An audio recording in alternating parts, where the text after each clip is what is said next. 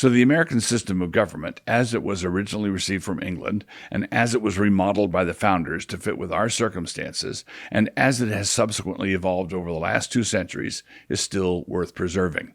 It is running on 2 cylinders now, but it is still running.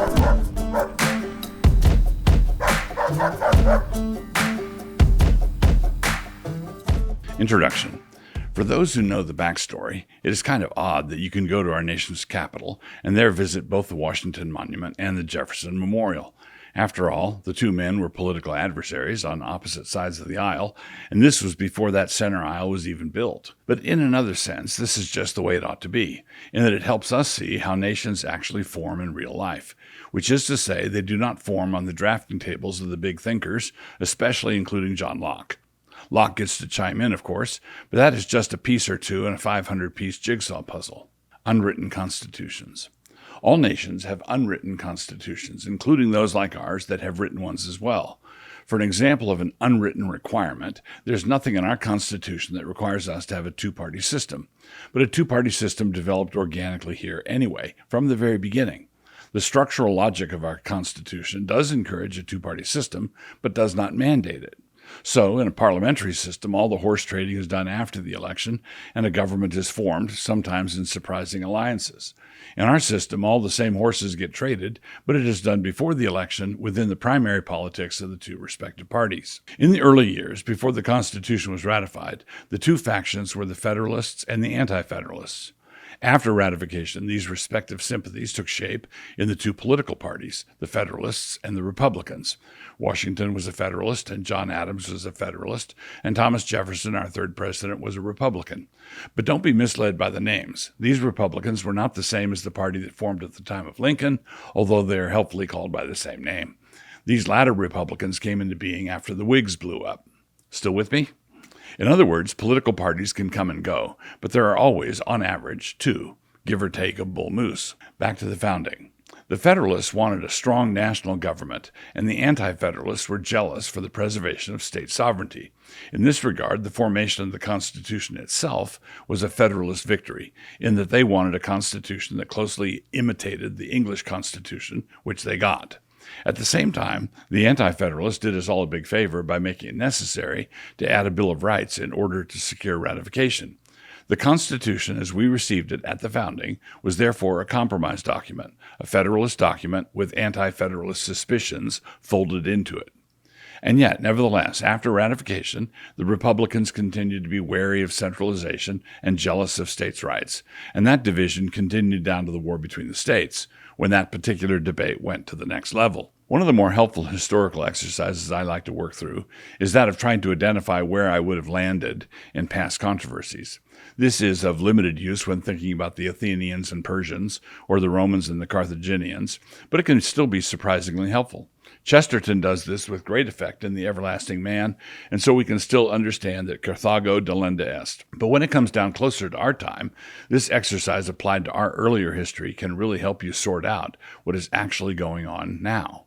The Constitutional Convention itself was irregular, meaning that there was no provision for any such thing under the Articles of Confederation. They just did it. At the same time, it was done decently through duly appointed representatives, and the results of their proposal did not take effect until 9 of the 13 states ratified it, in a straight-line vote. It was not a coup. At the same time, Anti-Federalist Patrick Henry was not imagining things when he famously smelled a rat. There were certainly machinations. But these things are complicated. When Shays' Rebellion erupted in 1786, it had to be suppressed with private financing because Congress, under the Articles of Confederation, did not have the wherewithal to take care of it. But also, at the same time, anybody who reads through the details of that rebellion needs to grant that the irate farmers were not imagining things. They were being mercilessly worked by the system. So if you have a simplistic white hats, black hats approach to history, you are going to have trouble. Jefferson was wrong in his sympathies for the French Revolution and his appeal to government by reason, but he was right about that government being best that governs least. Adams was right about the British Constitution, but the Alien and Sedition Act was a piece of work. Jackson represented the rising tide of populist individualism, which did a lot of damage, but he was right about not wanting a central bank, and so on. And Jefferson was an anti-nationalist, but his decision to go through with the Louisiana Purchase was a nationalist masterstroke. Alexander Hamilton was no doubt pleased as punch. People are not ideology units. People are people. Because man is sinful, every system can be abused. And these people who are people are also sinners, which complicates things even further. The Federalists wanted a constitution like the English Constitution, with George Washington reckoned in that number. But Washington had been the leader in our fight against British tyranny, which had been imposed on the colonies in spite of the protections promised by the English Constitution. In other words, the Americans were fighting to regain their rights as Englishmen, and the Englishmen who were fighting them were engaged in the task of trying to take them away. In other words, Washington thought that the system was good and worth fighting for, even though the official guardians of that system had betrayed it. Kind of like now. There are many details involved in this, but here's the zoom-out view. When the colonies were formed, they were given their own charters by the king. These charters included the right to have their own legislatures, which were the bodies that had the authority to impose taxes, because part of the English Constitution was, quote, no taxation without representation, close quote. That was not an American innovation. It was a right that Englishmen had, and which the English Parliament was trying hard to ignore. Parliament had no authority to tax the colonies any more than the legislature of Oregon has the authority to tax the citizens of Arizona. But because of political turmoil in England over the course of the prior century, brought about by the grandiose claims of the Stuarts, this resulted in Parliament chopping off one king's head, Charles I, and running another king off, James II. This naturally made Parliament feel like they were pretty hot stuff, and so they started levying taxes on the colonies just to show everybody who was the boss now. This was unconstitutional, but there was no Clarence Thomas around yet to slap it down. He was not even out of law school. Thus the impasse and the resort to arms.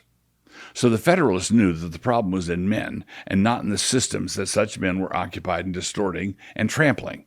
Although the British system had been used against them and they had fought and bled to resist those abuses, they still thought the system was better and offered more protections than any other on the market.